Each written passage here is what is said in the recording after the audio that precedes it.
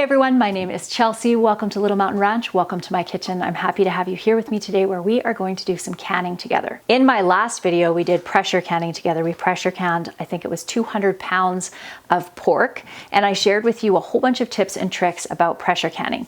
Today, we are going to do some steam canning. You can see my steam canner over on the stove here. And all the rules that I'll share with you for steam canning can be applied to water bath canning as well. Those rules are interchangeable. So what I have decided to do this year, which is new for me, is to do some experimentation with small batch canning early in the season before the canning season really gets going. I am going to experiment with recipes that I know I'm going to have copious amounts of ingredients for as the summer progresses. And that way we can test and see if we like these recipes in a small batch. And if we do, then I can make large batches of them when I have lots of those materials, or not, I guess not materials, vegetables and fruits to experiment with. I'll share all the recipes with you in just a second, but I wanted to let you know that I do have a comprehensive canning guide that is absolutely free that you can grab down in the pinned comment down below. So that's the comment right at the very top, or in the show notes. And you can find the show notes right below this video where it says see more. Just click on that and you'll be able to see the link to be able to download your free canning guide. I have packed as much information into that guide as possible. And I mentioned this, I think about 2 days ago, and thousands of people have downloaded this guide and I've been receiving such positive feedback on it. So thank you so much for your support. I really, really appreciate it. If you sign up to get the download before Sunday, or actually probably until around Sunday at noon, you'll also have access to join me for a live Zoom call Sunday evening at 5 p.m. Pacific Standard Time. And during the Zoom call, you'll be able to ask me all of your canning and preservation related questions. You're welcome to send me those questions beforehand as well. I hope to see as many of you there as possible. I think it's going to be a lot of fun. So without further ado, let's get into our recipes. We're going to make a rhubarb strawberry pie filling, and we're going to use apples for thickening it because apples have a lot of pectin rather than added pectin. This is a recipe I'm really curious about. This one is a citrus cantaloupe butter. I know it sounds very strange, but I usually have access to copious amounts of cantaloupes at the end of the season, and I never know what to do with them. We've tried them frozen for smoothies. We didn't like that. We tried them freeze-dried last year. We didn't like that. So I wanted to try this recipe to see if it's something that we enjoy. Spicy beet relish. We are huge relish fans around here. I personally love beets, so I thought we would try that. And that's kind of a fun recipe. It has horseradish in it and cayenne pepper, so it should be good. And then the last one, which is actually a pressure canning recipe, so we are gonna do one pressure canning recipe in today's video, is chicken pot pie filling. I already have a lot of the prep done, but I still have to prepare our beautiful rhubarb that I just went out into the forest garden to pick. Look at the gorgeous color on that rhubarb. So the stalks are still a little bit short. I could have given them another couple of days to grow a little bit longer, but I really wanted to make these recipes today. What I do with the tops of my rhubarb is I actually just go lay them in the garden. Generally, I'll chop them out in the garden, but I just was in a rush this morning. And then I just lay these out as a mulch around my fruit trees, and they actually work really well. So we're just going to chop the tops and bottoms off these little tiny stalks, and we need 7 cups, so I may actually need to go pick a little bit more. We'll see if I have enough here. None of these ones are actually my recipes, so I'll link them all for you down in the show notes if you want to go and check them out. Oh, I also wanted to tell you, completely forgot, that my membership community is opening its doors on Monday.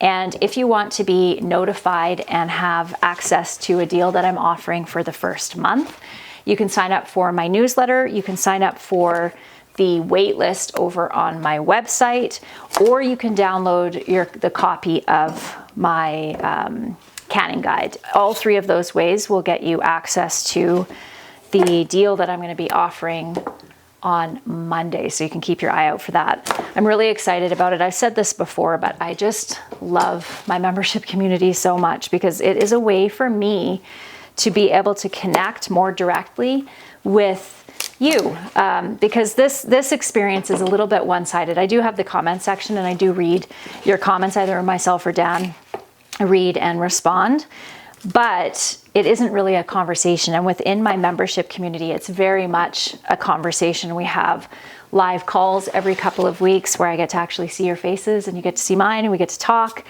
And then we also have a really active forum where we can touch base on all of the questions that my members have and just share our experiences. And it's just so fun to be part of a group of like-minded people. I just love it so much.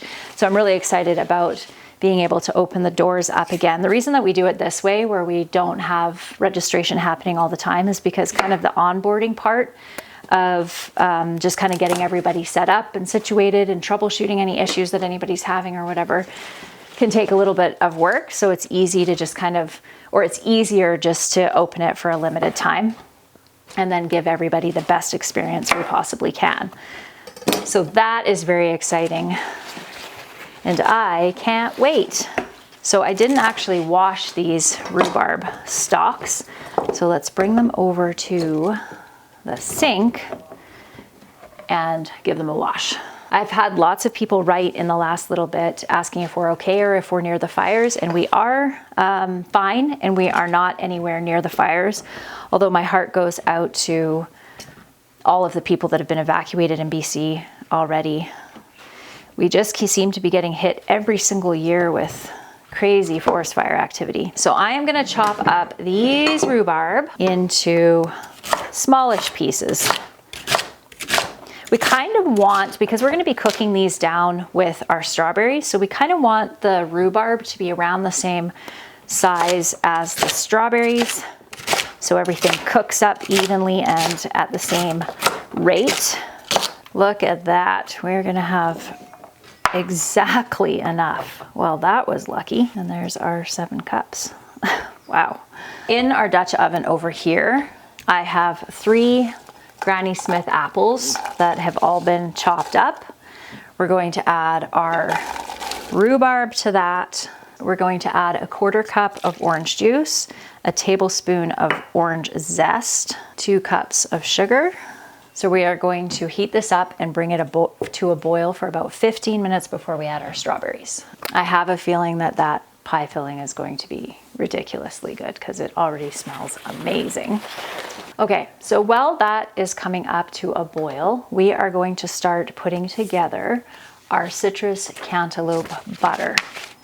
This is definitely my preferred way to cook when I'm going to be doing a variety of different recipes in the day, is I kind of calculate out the time frames that each one's going to take and where there's lag times in between, where things are having to boil or can or anything like that. And then I use that time in between to do either prep for my next recipe or put my next recipe together.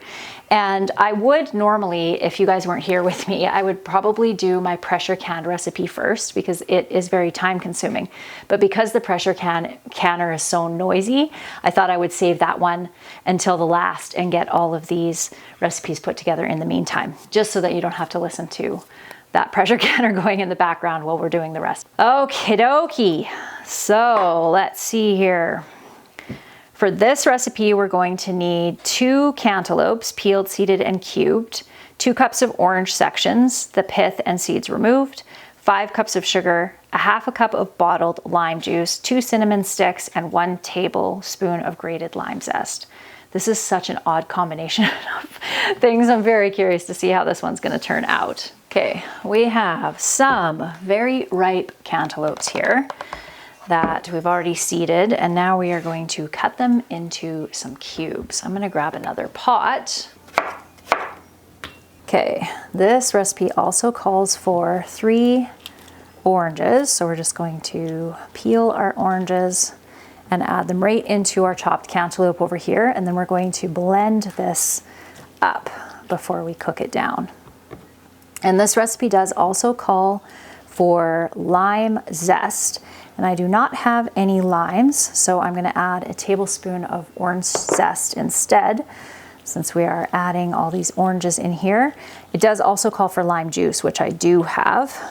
I bought some bottled lime juice. Oh, that strawberry, rhubarb, and apples boiling away back there smells so good. Into our blender.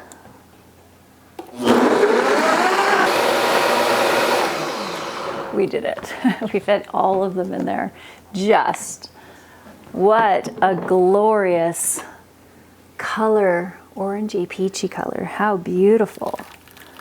So we're gonna pour that back in here.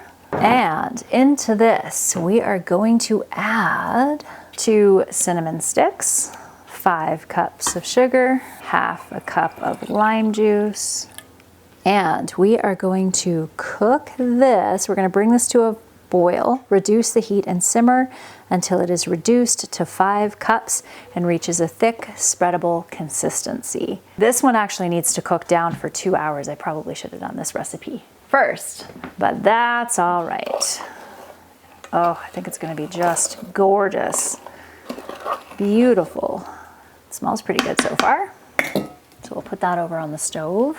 We have about 7 minutes left on our strawberry and rhubarb pie filling over there. So I think we can start putting together our relish. So this called for 4 pounds of fresh beets, scrubbed and boiled until they were soft for about 45 minutes and then grated. So we already have, look at that beautiful color. So we already have these all grated up here. Okay, so I'm gonna need my other Dutch oven. 1 sec. It's good to use heavy bottomed pots when you are making anything that has a high level of sugar in it, just because it's less likely to burn that way. So we're going to add our 1 cup of sugar, 1 cup of cider vinegar, and I don't have cider vinegar today, so I'm going to do apple cider vinegar. So this recipe calls for a half a teaspoon of cayenne pepper, but I'm going to add more like a quarter. So I don't want it to be too hot.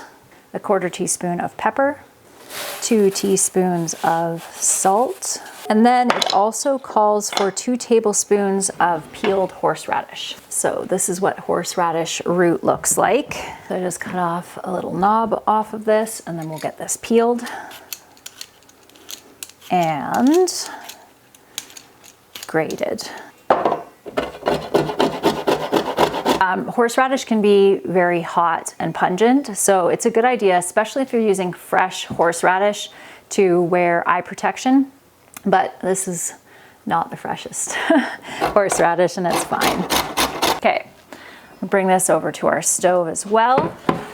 And now we're going to add our 4 cups of strawberries to our rhubarb apple mixture here.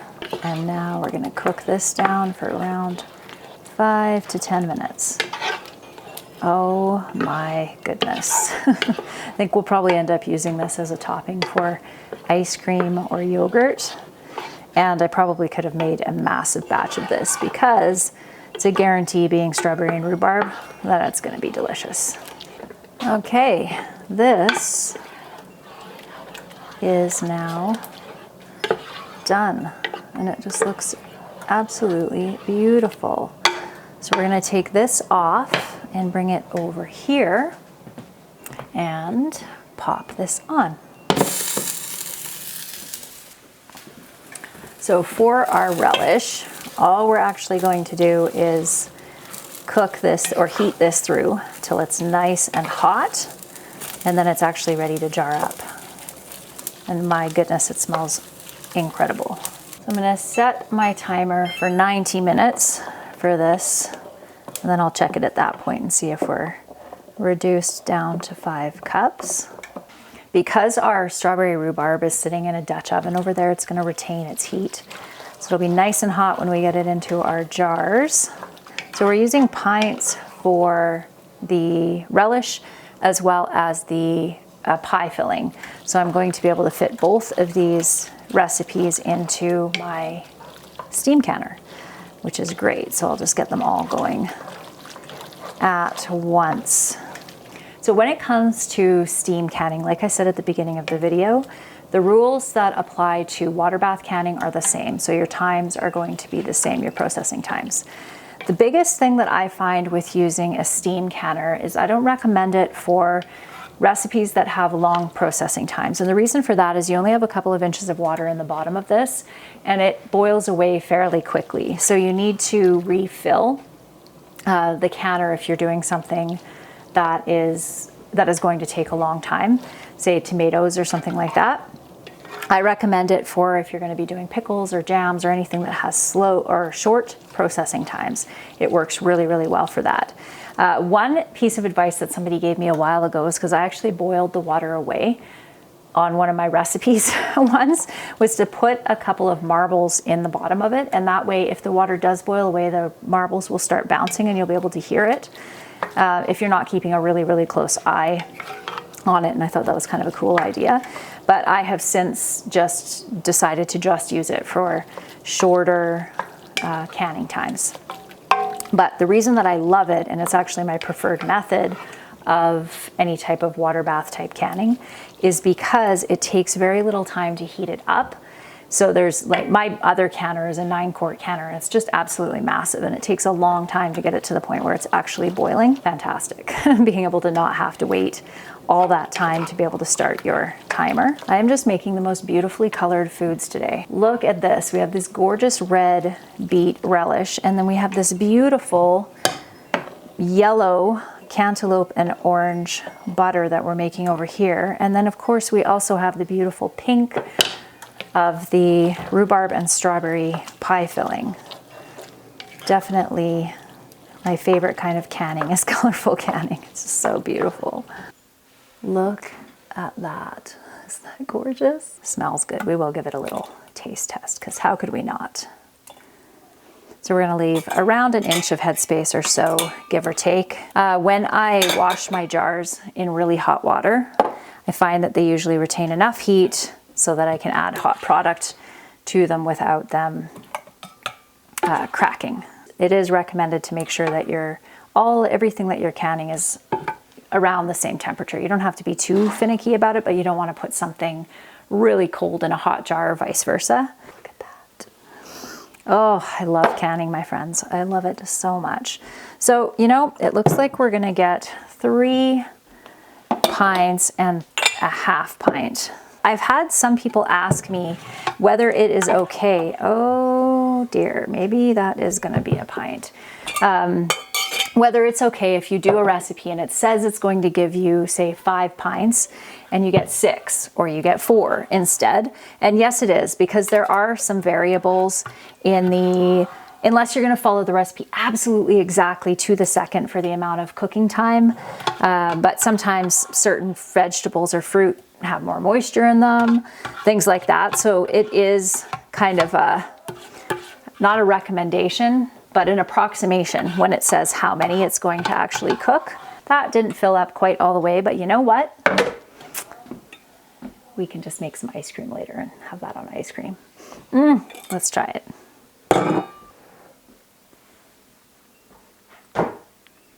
Oh my goodness. That's spectacular.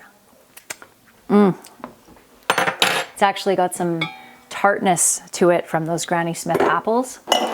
That might be the best strawberry pie filling I have ever made.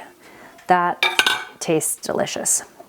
So we're just going to wash off our rims. I'm going to pop the canner over on the stove. So anything with sugar in it, I mean, it's always a good idea to wash the rims of your jars no matter what. But if you have sugar in them, you definitely want to because they can be sticky. I'm using my, only one small lid there. 4 jars lids, of course, because they are my favorite. Okay, this one is going to sit on the counter, and then it probably won't even make it to the fridge. I'm sure we'll eat it before it even cools off. Okay, we're going to go pop these beautiful little jars into our canner. And now we'll grab our next ones. Our favorite type of relish is zucchini relish, which I make every year and have since I was in my early 20s, actually. But trying things that are new is fun. So we're going to do a quick debubble, get all those air pockets out. So these I'm going to actually top these ones up a little bit. And then again, I'll use this one that's not quite full, and that'll pop right into the fridge, and we'll use that up. And let's give our relish a try. So it's hot, so it's not going to taste the same as it will when it's cold, of course. Oh man, that's delicious too. Yay, 2 for 2 so far. You know, I think I could have used the extra cayenne. Oh, I can feel it now. I can feel the peppery flavor now. But, oh my gosh, that is so good. That would taste really good on like pork, like a pork chop. That would taste good on, I actually think it would be really good on a hot dog too. It's really good. Yay! I love it when I can find recipes that I love. Okay, let's wash our rims off of these. And then we'll get the canner going. So these process for 15 minutes. So we're just going finger tight on our lids again. Look at that. So I use the Fruit Saver canner, and I do think this is in my Amazon store. If it is, I'll put a link for it down below. So we're just gonna pop our lid on. And on the top, I'll turn this way. So on this canner, there is a gauge for elevation and temperature. So for me, because I'm over 1,000 feet, I want to bring it right into the dark green. That means it's getting really, really hot in there. And once the gauge hits that, that is when you set your timer. And it doesn't take very long to get there, so keep an eye on it. Okay, I'm just going to clean off our workspace here, and then we are going to get into assembling our chicken pot pie filling. Okay, so we have our stock pot washed up over here. And what I did this morning is cut up all of my chicken and I boiled it, and I reserved the boiled water to use as the stock when we're gonna fill our jars. So there are 10 chicken breasts chopped up there. So we have 2 cups of onions here. So we're gonna add that to our pot. 2 cups of celery. So this is freeze-dried celery that I reconstituted this morning. So now we're just going to saute these up until the onions are translucent. And you can fry those up with a little bit of fat. Okay, our canner is up to temperature, so we're gonna set our timer, since I'm already using my timer on my stove for the butter. We are going to add a timer on my phone here. So both of these products that I have in the canner right now have the same processing time.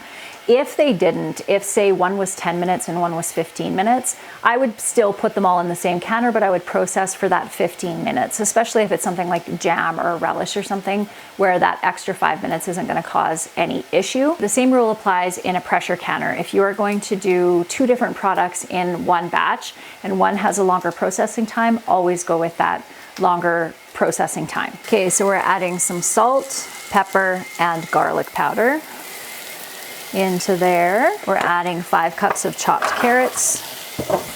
Okay, we're going to add 8 cups of broth to this. And like I said, I just reserved the liquid from when I boiled the chicken over here. I know, it does smell. Seriously, I've made the yummiest things. Okay, so we have 4 cups and 6 cups. Dan just came in and said it just smells amazing in here, and it really does. It smells so good. So we're gonna bring this up to a boil. So this recipe calls for canning gel or clear gel as a thickening agent. So I generally don't add thickening agents to whatever it is I'm canning. I would prefer just to thicken when I'm actually going to use it, because it's really easy to add a couple of tablespoons of flour or a couple tablespoons of cornstarch or something like that to thicken it up when you're going to actually use it. So this will be a little bit more like a soup when it's canned than like a pie filling. Now we're gonna add 4 cups of peas.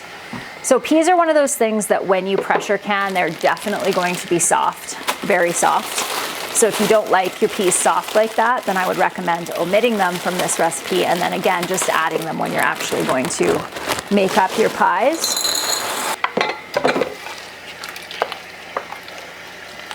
So I'm going to let this come up to a boil, and then I'll add our chicken.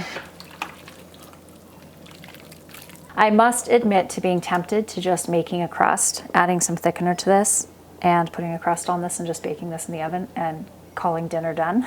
But I really do want to can this to see whether, as a canned product, it is something that we could utilize, because I do like to have some ready-made food that I can just run down to the pantry and grab and just have to heat up to have a really quick lunch or a quick dinner, especially on busy days. So I do want to test and see whether this is a good one. But I should have just doubled the recipe and then had some for dinner tonight, because we love chicken pot pie around here. Okay, we are ready to jar this up. So something that I would do differently already with this recipe is keep all of the ingredients separate and then measure them out into each jar so that there was an equal amount of each of the ingredients, like the carrots, the peas, the chicken, the broth, all of that. And then I would add those in, layering them, and then top them off with broth, because this is a little bit trickier to do as far as just making sure that there's an even distribution of all of the ingredients in these jars. So what I'm trying to do is to put 2 ladlefuls of the filling in each jar, and I'll top it off with the broth. Without adding the thickener to this, I could probably just have this as like a chicken noodle soup, just add some noodles to it. So there is definitely not enough broth in these, so I'm going to top them off with boiling water. And if I have to add a little bouillon or something, if the flavor is not strong enough when I open these jars up, then I will. So we want to give these a good 3/4 to an inch of headspace. And headspace is that space again from the top, your lid, to the top of your food or your liquid. Okie dokie. Let's wash our rims. You can use hot water, you can use a little bit of vinegar and water to help cut the extra grease, which is what I usually do when I am canning with meat or anything that's greasy. Well, this smells good. Let's just give the broth a little bit of a taste test here and see where we're at.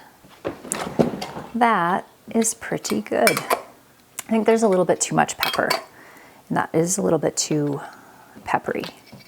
But with a few modifications, I think this would be really tasty.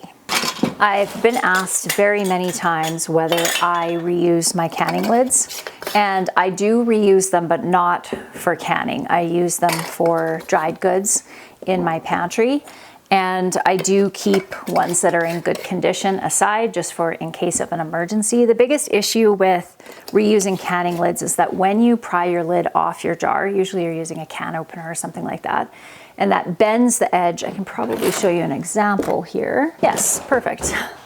But it bends the edge of the lid. So even though this part of the seal is probably still good, although they aren't designed to be reused, it probably could still be used again. That bent lip could impact your seal on your jar. So it is not recommended to reuse your lids. Those look lovely too. So now we're gonna get our pressure canner going on the stove.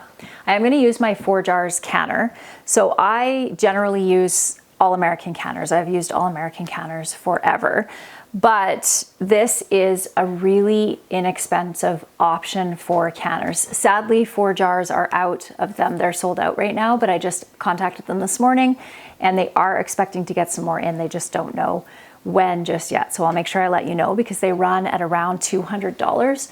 And when I used this canner a couple of days ago, it was actually really fantastic. So I thought I would give it another go on my flat top stove because it is actually designed for use on all different kinds of stoves. So glass top stoves like I am using over here, gas stoves, and just your regular coil burner stove, electric stove. So that's fantastic. I've added about 2.5 to 3 inches or so of water in the bottom of my canner and put our lid on. So one of the things about pressure canners designed like this 4 jars one is they do have a gasket, and you do have to replace that gasket every so often. Whereas with the All-American canner, you just have to grease the rim. You don't have to have a separate gasket, which is what a lot of people like about the All-American. However, the All-American canners are extremely pricey.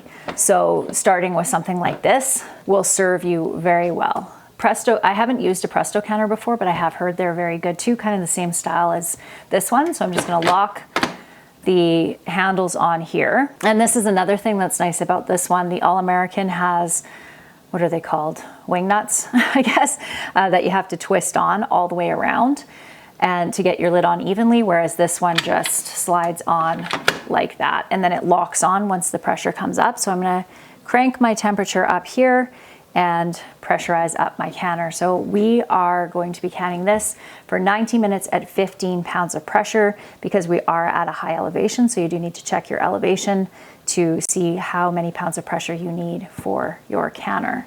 So once this starts to steam, we're gonna set our timer for 10 minutes. We're going to let all that steam release from the canner, and then we're gonna put our weight on. And once it comes up to pressure on the gauge at that 15 pounds pressure, that's when we're going to set our timer. And I like to mention this every time I pressure can, but it is very important that your pressure stays up to wherever it needs to be. If it goes below that, you actually need to bring it back up and restart your time. That's really important. We've been venting the canner now for 10 minutes. So this is what the weight looks like on these canners. And then we're just going to pop it on there like so. And the nice thing about this weight is it kind of locks on a little bit. So yeah, so far I'm really liking this canner. It's pretty easy to use. You can hear my ice cream maker going in the background. I just put together a batch of ice cream so that we can have ice cream with that strawberry sauce. Maybe we'll even have it with some of this cantaloupe butter too. We're just about reduced now to the point where we can get it jarred up. So we're gonna set this for 90 minutes. By the time this is done, our ice cream is also going to be done. So everything should be done at the same time, and I'll be back with you to show you all the finished products when we're done everything. Okay friends, our chicken pot pie filling is out of the canner over there, and I have some ice cream that I made. I've shown recently making ice cream on the channel, so I didn't want to walk you through each step again, but I do have a post over on my blog if you want to see how we make our ice cream. So let's try some of our ice cream with our strawberry rhubarb pie filling on top. Let's try. Oh my gosh, that smells so good.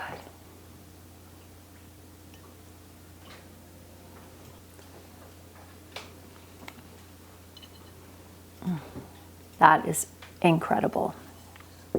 Oh my goodness. What I really love about this is there's still some of the tartness in it from the rhubarb, so it's not just overwhelmingly sweet. So good. So let's just do a quick recap of our thoughts on everything. My kids tried the cantaloupe citrus butter, and every single one of them thought it was absolutely delicious. And we all agreed that it was very similar to a marmalade with the orange in it, but it was more like a super smooth marmalade with the hints of cinnamon and lime, which was weird, but also really delicious. So both of these recipes, absolutely divine. The kids haven't tried this one yet, but I absolutely loved this. This one is actually my favorite, even though all the recipes are incredible. This one is my favorite just because I love beets so much. So another good one. I'm not going to be able to share with you how the chicken pot pie filling actually turns out in a chicken pot pie, but when I do that and make the chicken pot pie, I'll make sure that I share that with you so that we can decide whether that's a good recipe or not. But it tasted really good before it went in the canner, and I'll show you what it looks like now. So that's what it looks like after it's been canned. I find more than anything, vegetables when they've been pressure canned, like peas and carrots, definitely have a different flavor. When it comes to meat, I find that it's more of a texture thing and not so much a flavor thing, but with the vegetables, the flavor is definitely different. So I'm gonna be curious to see how this turns out.